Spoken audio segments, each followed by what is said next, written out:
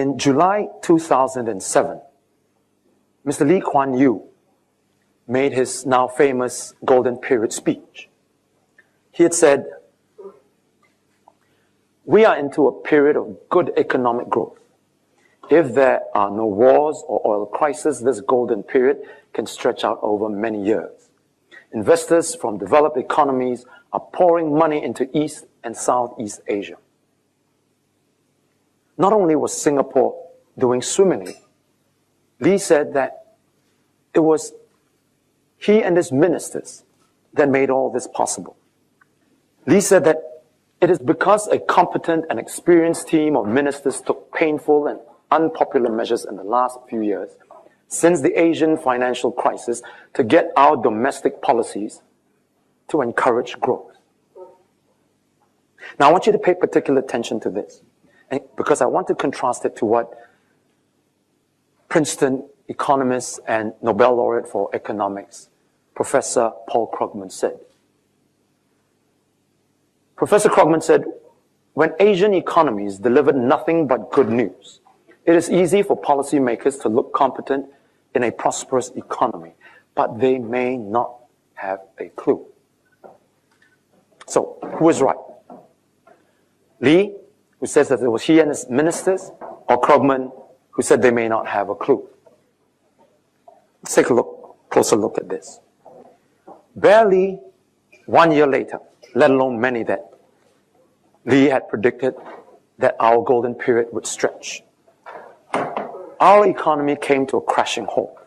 In the fourth quarter of 2008, our GDP plunged precipitously, triggering the worst economic recession in our history. Remember, there was no war. There was no oil crisis. There was the meltdown of the financial system in the US. Obviously, Lee was oblivious to all these developments. Between 2003 and 2007, a credit and housing bubble had been building up. And there were unmistakable signs. In August 2006, Yale economist Robert Shiller warned that there was significant risk of a very bad period, serious trouble in the financial markets. The following year, Dr. Nouriel Roubini, the world-renowned economist who was credited with predicting the US crisis, he said, the credit bubble was building up in the US.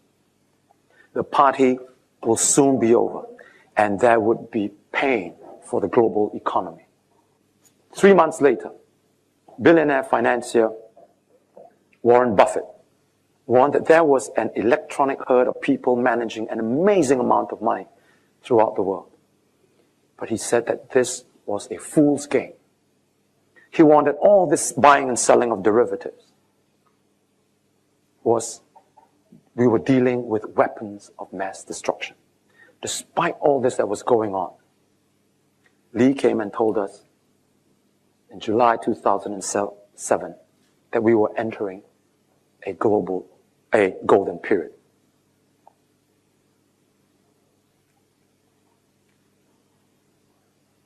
And his were not mere words. In fact, he had told Singaporeans to go out and maximize our opportunities. And this is precisely what the GIC did. Dr. Tony Tan, who was then a humble executive director at the GIC before he became president, had invested $10 billion, and I'm quoting everything in US dollars. He had put $10 billion in the Swiss bank, UBS, because he had said that in the case of UBS, they have a worldwide global wealth management business, which is something not replicable by any bank. And so in December 2007, Dr. Tony Tan put in $10 billion of our dollars into the Swiss bank. Now, this is in spite of the fact that in the second half of 2007, UBS had written down $33 billion. The following year, it announced a total loss of $17 billion. 2 years later, it admitted to defrauding the US government and was fined $780 billion. Its chief, Raoul Wale, had to step down and has since been declared a fugitive by the US authorities. It gets worse. About a month after GIC put the money into UBS, Dr. Tan plowed in another $7 billion, this time into Citigroup. He said that Citi is a sound bank, temporarily facing significant problems, but their franchises are strong. I want you to compare this with what Nouriel Roubini said. Over the course of the last 80 years, Citi has repeatedly overextended itself and teetered on the brink of insolvency, only to bounce back thanks to government forbearance and bailouts. Any bank that needs that much help does not deserve to exist. Sure enough, 9 months after GIC put the $7 billion in, Citibank announced that it was on the verge of bankruptcy and needed more bailout money. This bailout money came in the form of the trouble asset relief program that the US government had poured in, to the tune of about close to $1 trillion. If the US government had not bailed this bank out, the bank, together with our $7 billion, would have been no more. And as if not to be outdone by her counterparts at the GIC, Ho Ching, the chief executive of Temasek Holdings, she paid $4.4 billion for a 9.4% stake in Merrill Lynch. Now, folks, I want you to pay particular attention to this timeline because it's very important. It was just about the time when Tony Tan and the GIC invested in Citi and the UBS. By now, the banking troubles in the US had grown into a full-blown crisis. In March 2008, Bear Stearns, the fifth largest bank in the US, collapsed because it couldn't sustain its losses due to exposure to the subprime crisis and the toxic assets. Shortly thereafter, Lehman's followed suit and collapsed as well. And the crisis threatened to go up the chain to eat up all the banks, including Merrill Lynch, JP Morgan, Chase, Goldman Sachs, and so on. So it wasn't a surprise that by now Merrill Lynch had been losing money. In July 2008, Merrill announced another 2 quarters of losses. Incredibly, despite all this, Temasek upped its stakes in Merrill to 14%. Why? Because Ho Ching felt that Merrill Lynch was a great franchise. Notice the similarity of words used by her and Tony Tan. And that she had great confidence in Merrill's CEO, John Thain. 2 months later, Merrill announced that it couldn't sustain its losses as well and was bought over by Bank of America. After Merrill went into Bank of America, John Thain was forced to step down. Why? Because he had not fully disclosed all of Merrill Lynch's losses. And before Merrill went under, John Thane saw it fit to authorize payments to all the top executives at the bank, totaling $3.6 million in bonuses, dividends, salaries. And while all this was happening, all the troubles, the crisis was happening, John Thane, in whom Ho Ching had great confidence, had saw it fit to spend $1.2 million to refurbish his office, including paying $87,000 for a rug,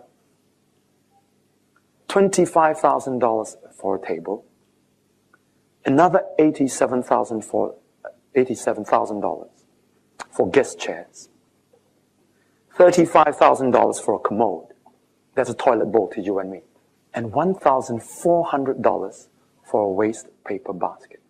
Of course, it was made of parchment. That's why it was so expensive. Folks, in case you're wondering where all our CPF savings have gone to, that's your answer. You know, the list often just reads like a what's what in the land of zombie investments. My friends, this is an insane position to be in. Our national wealth, all our CPF savings, all our budget surpluses are controlled by two entities. One headed by the Prime Minister, the other by his wife Ho Ching. And neither of which we have any say in. We don't know in the first place how much there is in these two funds. We have no idea how and where these investments are being invested, and we have absolutely no clue of the returns on these investments. Of late, Professor Chris Balding at the Peking University tried to tally the pronouncement made by these two funds with the limited information that's available out there. It was like trying to square a circle. His conclusion is that the numbers just don't add up. No people in the world, in the democratic world, in the sane world, in the pragmatic world, would allow themselves to be exposed to and in such a vulnerable position. Ladies and gentlemen, we are looking for trouble, and the danger is that we will find it. My friends, ask that Singaporeans who do, Singaporeans like you and I,